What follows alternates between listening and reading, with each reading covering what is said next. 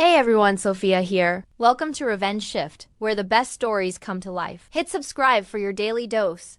The Belmont Grand. Ballroom glittered with crystal chandeliers and the carefully curated success of Ashton Industries' 25th anniversary celebration.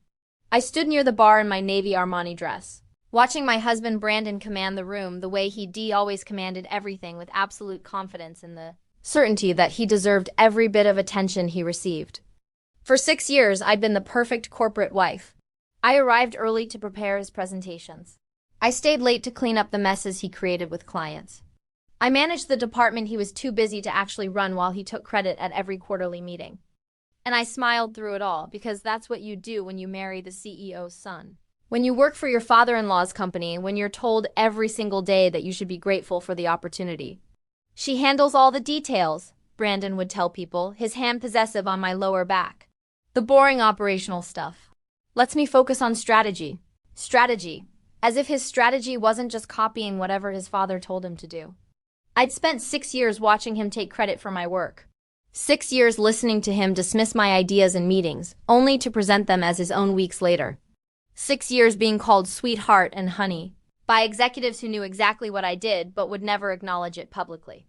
The breaking point came at 8:47 p.m. on a Saturday night in October. Brandon stood at the podium, his father Charles Ashton seated at the head table with the board of directors, everyone dressed in black tie and self-satisfaction. The room held 200 people, clients, employees, industry leaders.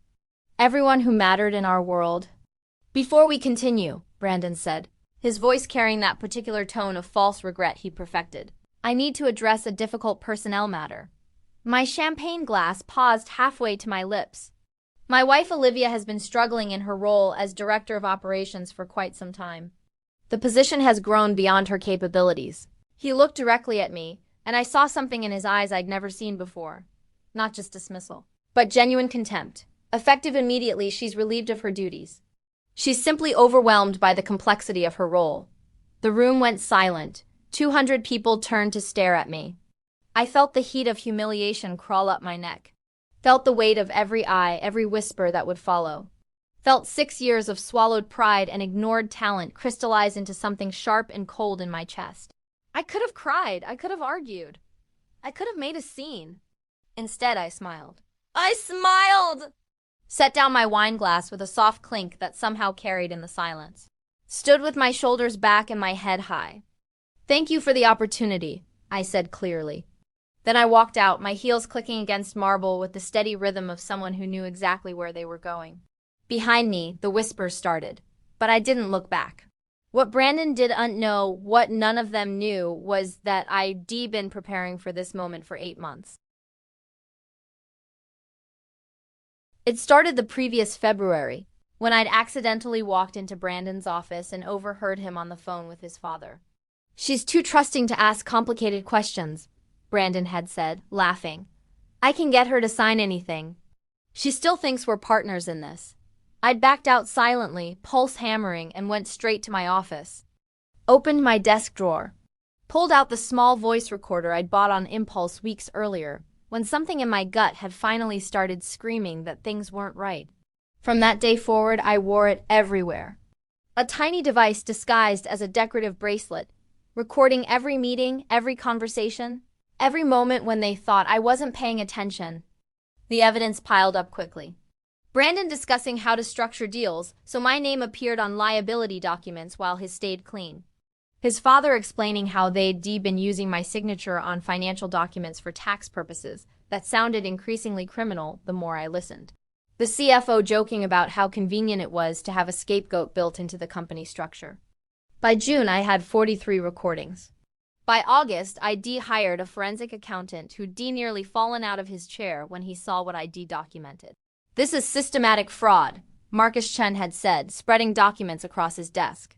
"Shell companies, offshore accounts, falsified tax records. And your signature is on everything that could trigger criminal liability." "They were setting me up," I'd said calmly. "They were building you as the perfect scapegoat. If this ever got investigated, you'd go to prison while they claimed ignorance." He'd looked at me with something like respect. "But you documented everything." "This is better evidence than most FBI agents start with." I'd also hired a divorce attorney and a private investigator. And quietly, methodically, I'd started talking to other employees. That's when I discovered I wasn't the only one. Sarah Mitchell in accounting had noticed discrepancies years ago and been told to stop asking questions. James Rodriguez in legal had raised concerns about contract structures and been threatened with termination. Logan Chen Marcus's brother had tried to whistleblow internally and been reassigned to a role with no actual authority. One by one, I'd approached them, shown them pieces of what I had, built a coalition of people who were tired of being dismissed, ignored, or actively set up to take falls for other people's crimes. By October, 22 people knew exactly what was happening at Ashton Industries. And we were all just waiting for the right moment to act. Brandon had given us that moment at the Gala. I spent Sunday in my attorney's office. This is it? Rebecca Lawson asked, looking at the timeline I'd prepared. He fired you publicly at a company event? In front of 200 witnesses, I confirmed. Including clients and board members. Rebecca smiled slowly. Then we have constructive dismissal, public humiliation, and about 15 other causes of action. She picked up her phone. I'm calling the FBI contact I told you about, Agent Sarah Coleman. If what you've documented is as substantial as you've indicated, she wants to move quickly. Agent Coleman arrived within 2 hours. She was younger than I expected, maybe 40, with sharp eyes that missed nothing. She listened to 3 recordings, examined 20 pages of documentation, and sat back in her chair with an expression I couldn't quite read. Mrs. Ashton, she said finally. This is federal-level fraud with documented patterns spanning years. Wire fraud, money laundering, tax evasion, and possibly RICO violations. She leaned forward. If you're willing to cooperate fully, we can open an investigation immediately. But I need to know, are you prepared for what comes next? This will destroy your husband's company, his father's company. Everything they've built. I thought about Brandon's face as he humiliated me in front of everyone I knew. Thought about 6 years of being called sweetheart while they committed crimes in my name. Thought about the 22 employees who trusted me with their own stories of being used and discarded. They didn't build anything, I said quietly. They stole it, from employees, from clients, from me. I'm prepared to watch it all burn. Agent Coleman nodded. Then let's get started. Monday morning arrived with the precision of a surgical strike. At 7 a.m., I sent a single email to 17 specific people. The subject line read simply, "Time to go."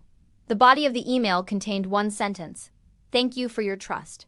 The paperwork is ready." By 7:30 a.m., I was sitting in a coffee shop across from Ashton Industries headquarters, watching through the window as the first executives began arriving. At 8:45 a.m., Logan Chen walked into Brandon's office and placed a letter on his desk. Effective immediately, I resigned from Ashton Industries. Brandon had barely processed it when Sarah Mitchell appeared at the door with her own letter. Then James Rodriguez. Then Patricia Wong. Then Marcus's entire accounting team. By 9 a.m., 17 senior executives had submitted identical resignation letters. No explanation. No advance warning. Just clean, legally airtight resignations that left no room for negotiation or counteroffer. I watched through the window as chaos erupted in the building across the street. Saw Brandon emerge from his office, his tie already loosened, practically running between departments as he tried to understand what was happening. My phone rang at 9:23 a.m. Charles Ashton, the chairman himself. I let it ring 4 times before answering. Olivia. His voice was tight with controlled fury. What exactly do you have? I have 43 recordings of criminal conspiracy, I said calmly. I have 700 pages of documentation showing systematic fraud. I have testimony from 22 employees who are prepared to cooperate with federal investigators. And I have FBI agent Sarah Coleman's direct number, which I've already called. Is there something specific you'd like to discuss? The silence stretched for 3 full seconds. Let's meet, he said finally. Just us. We can work something out. Your attorneys have my attorney's contact information, I replied. All future communication goes through them. Have a nice day, Charles. I hung up and ordered another coffee. The FBI raid happened on Friday at 6 a.m. I wasn't there, Agent Coleman had been very clear that I needed to stay away from the actual operation. But Sarah Mitchell sent me updates via text, watching from her apartment window as federal agents poured into Ashton Industries from every entrance. "They're bringing out boxes," she texted. "So many boxes. Brandon just arrived. They stopped him at the door. His father's here. They're both being escorted inside." I sat in my new apartment, a clean, modern space with floor-to-ceiling windows that I'd rented 3 weeks earlier, and felt nothing but cold satisfaction. The news broke by noon. Federal raid at Ashton Industries, fraud investigation underway. By evening, the story had expanded. Reporters had somehow obtained information about shell companies, offshore accounts, falsified records spanning years. Probably someone on the board trying to distance themselves, leaked that there had been a mass employee resignation just days before the raid, suggesting insider knowledge of criminal activity. My phone rang constantly, reporters wanting comments, former colleagues wanting to know if I was safe. My own family, confused and concerned. I ignored most of them. But when Agent Coleman called, I answered immediately. "We've made 2 arrests," she said. "Brandon Ashton and Charles Ashton. Multiple federal charges including wire fraud, money laundering, and conspiracy. There will be more arrests as the investigation continues." "How long?" I asked. "If convicted on all counts?" "Brandon is looking at 12 to 15 years. His father could get 20. Neither of them will see the outside of a federal prison for a very long time." I should have felt triumphant. Instead, I just felt tired. "There's something else," Agent Coleman continued. "We found evidence that they were planning to trigger an audit investigation with your name on all the relevant documents. If you hadn't acted when you did, you would have been arrested within 3 months. They were building a case against you while committing the actual crimes themselves." The cold satisfaction crystallized into ice. They hadn't just humiliated me. They'd been preparing to destroy my entire life. The trial took 8 months to reach sentencing. I attended every day of testimony, sitting in the gallery with Rebecca beside me, watching as prosecutor after prosecutor laid out the evidence. My recordings played for the jury. My documentation projected on screens. 22 employees testified about the culture of fraud and retaliation at Ashton Industries. Brandon's attorney tried to claim I was a disgruntled wife seeking revenge after a divorce filing. The prosecutor had smiled at that. The defendant's own recorded voice discussing criminal conspiracy suggests otherwise, as does the testimony of 17 employees who resigned before any FBI involvement became public. Mrs. Ashton didn't need to manufacture evidence. She simply documented what was already happening. The jury deliberated for 6 hours. Guilty on all counts. Brandon received 12 years in federal prison without possibility of early parole. His father received 15 years. The CFO received 10. 3 other executives received sentences ranging from 3 to 8 years. When the judge read the final sentence, Brandon looked at me across the courtroom. His face was hollow, aged 10 years and 8 months. The man who told me I was overwhelmed by complexity now looked completely broken. I felt nothing but relief that it was finally over. Phoenix Consulting launched 6 weeks after the raid. I'd been preparing for months, of course. The warehouse space in the Arts District was already rented. The business plan was already written. The seed funding, $5.5 million from 3 venture capital firms who quietly approached me after the news broke, was already secured. And I had 17 extremely talented employees who were ready to build something honest. "Here's the deal," I told them at our first official meeting, gathered around folding tables in our unfinished office space. "No hiding information. No taking credit for other people's work. No building scapegoats into our structure. We succeed together or we don't succeed at all. And if anyone ever feels like they're being set up or used, you walk straight into my office and we deal with it immediately." Logan raised his hand. "What if you're the one doing it?" "Then you walk into Sarah's office and she deals with me," I said, nodding to Sarah Mitchell, our new coup. "This company has checks and balances built into every level. Nobody gets that kind of unilateral power again."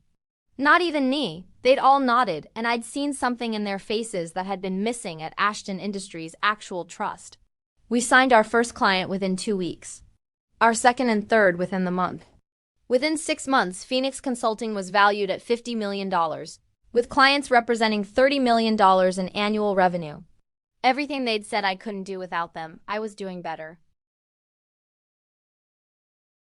Brandon called me from prison exactly once. The number showed up on my phone 13 months after his sentencing. I stared at it for a long moment, thumb hovering over the answer button. Then I let it go to voicemail. Later, I listened to the message. Liv. His voice was rough, diminished. I know you probably won't answer. I just ... I wanted you to know that I'm sorry.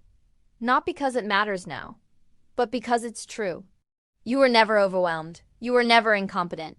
You were the best thing at that company, and I destroyed you because I was threatened by how good you actually were. A pause, heavy breathing. I guess I'm calling because I finally understand what I lost. And I know there's no fixing it. I just wanted you to hear me say it. You won. The message ended. I deleted it without replying. Because the truth was, I hadn't won. I'd simply stopped losing. I'd stopped accepting the lie that I should be grateful for opportunities I'd earned myself. Stopped pretending that loyalty meant accepting abuse. Stopped believing that standing up for myself was the same thing as being difficult or ungrateful or overwhelmed. I'd stopped letting other people define my worth based on their comfort level with my competence. And now, standing in my office on the 10th floor of a building I'd chosen myself, looking out at a city that held nothing but possibility, I felt something I hadn't felt in 6 years. I felt free. Phoenix Consulting was mine. My success was mine. My team trusted me because I'd earned it, not because I'd married into it. And every morning when I walked through our doors, I knew that nobody here was waiting for me to fail so they could take what I'd built. On my desk sat a small frame with a quote I'd printed. The complexity of your role is matched only by your capacity to master it. Below it, in smaller text, never let anyone convince you otherwise. My phone buzzed with a message from Sarah. New client presentation ready. They're asking for you specifically. I smiled, grabbed my laptop, and headed to the conference room. The woman who'd walked out of that gala had been humiliated but unbroken. The woman walking into this presentation was something better. She was free, successful, and surrounded by people who valued her exactly as she was. That felt like the only victory that actually mattered.